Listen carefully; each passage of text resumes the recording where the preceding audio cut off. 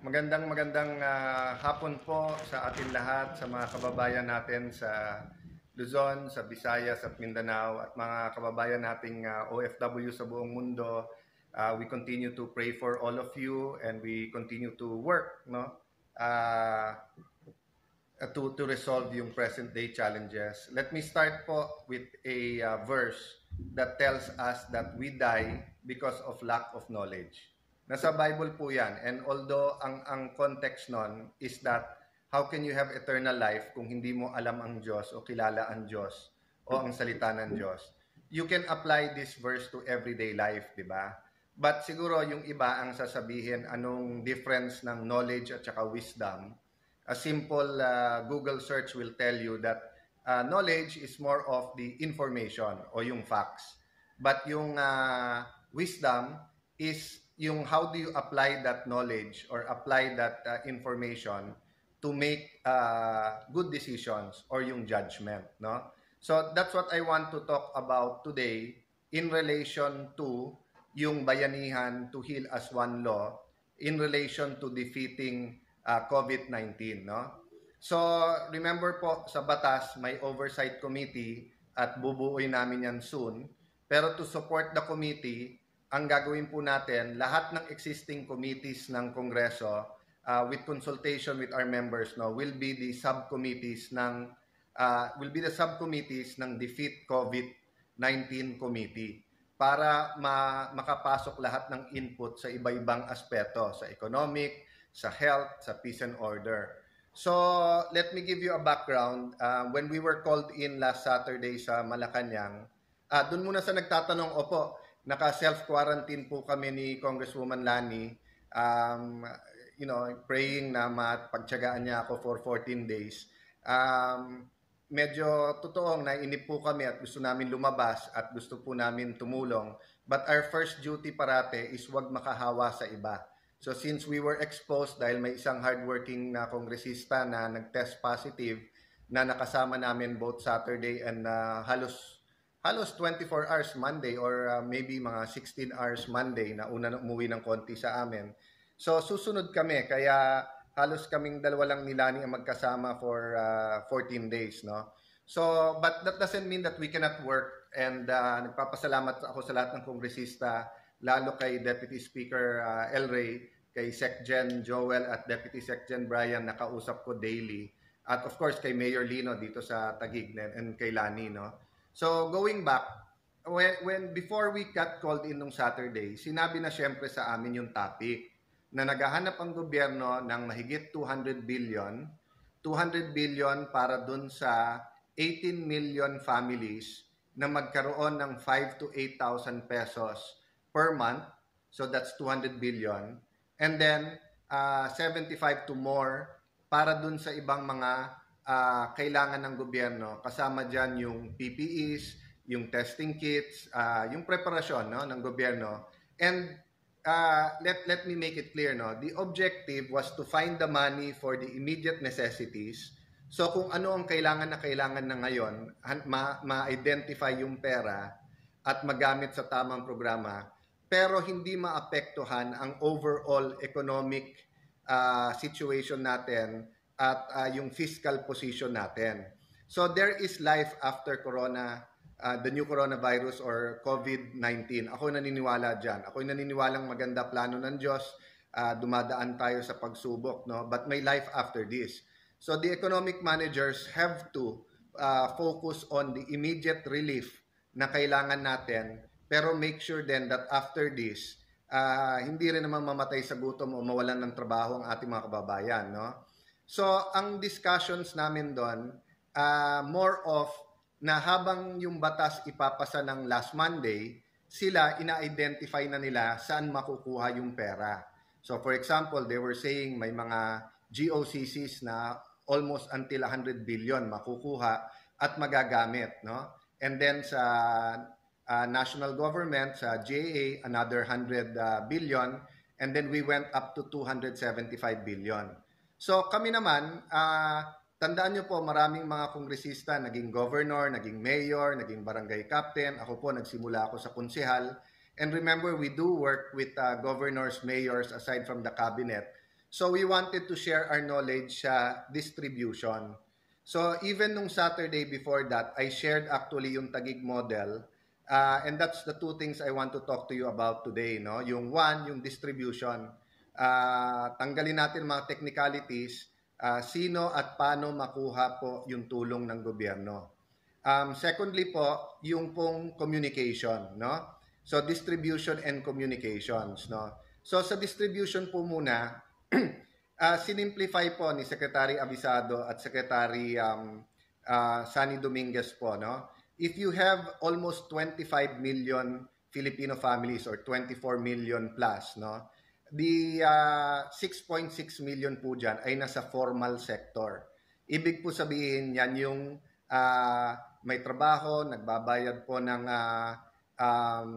personal or business na income tax, may SSS po yan, may GSIS.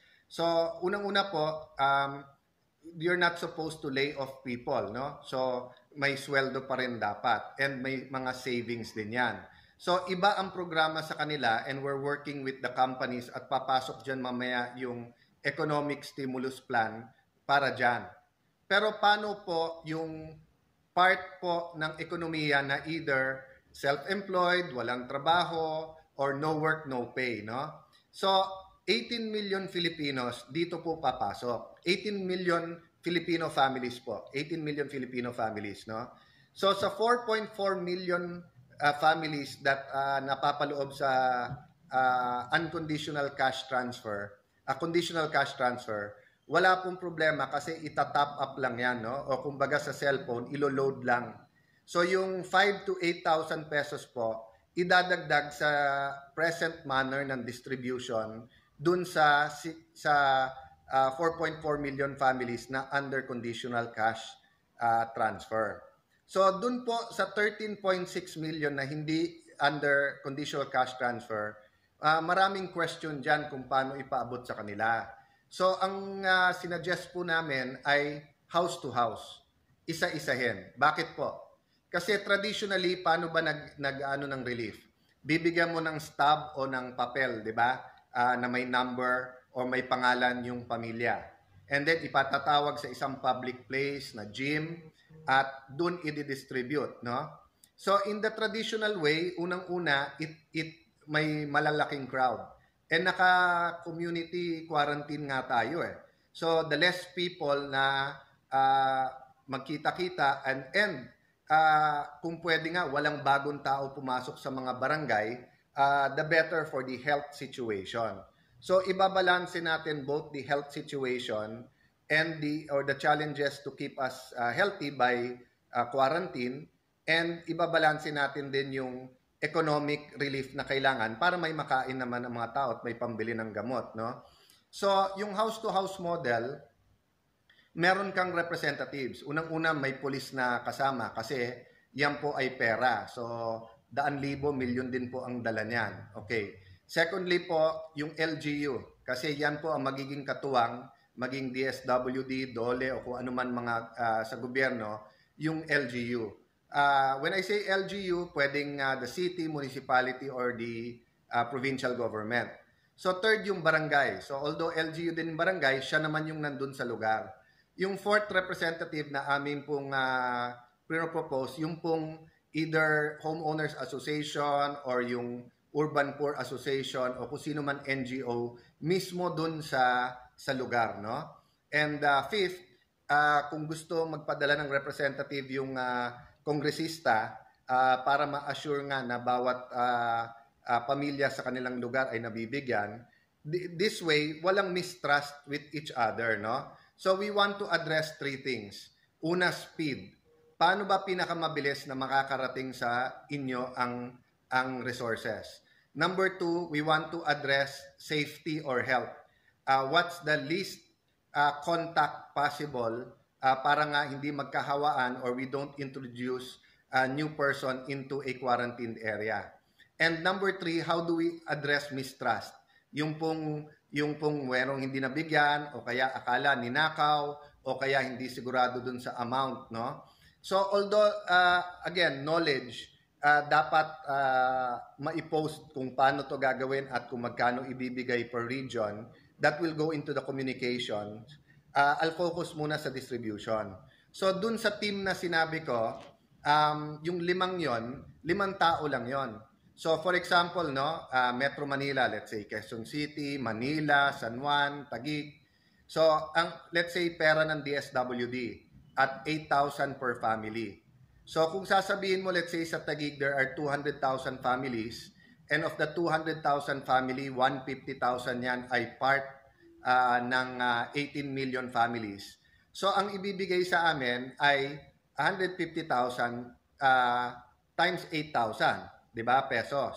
So pag turnover niyan, isa lang ang magte-turnover sa City Hall, for example, no? Whether Quezon City yan, Davao City, whether it's the capital in the Cordilleras, or it's in Baguio City. So pagbigay sa inyo, ibibigay nyo yan dun sa rep ng barangay na taga LGU nyo, na taga ron sa barangay na yon. So for example, ako nasa barangay Bagong Bayan ako.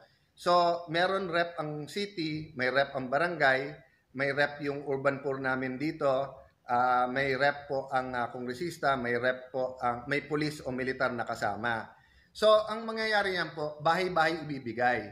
Ngayon po, para hindi na humawak ng papel o ballpen, kasi pwede din mag-survive ang virus, no, ang COVID-19 sa ilan mga surface.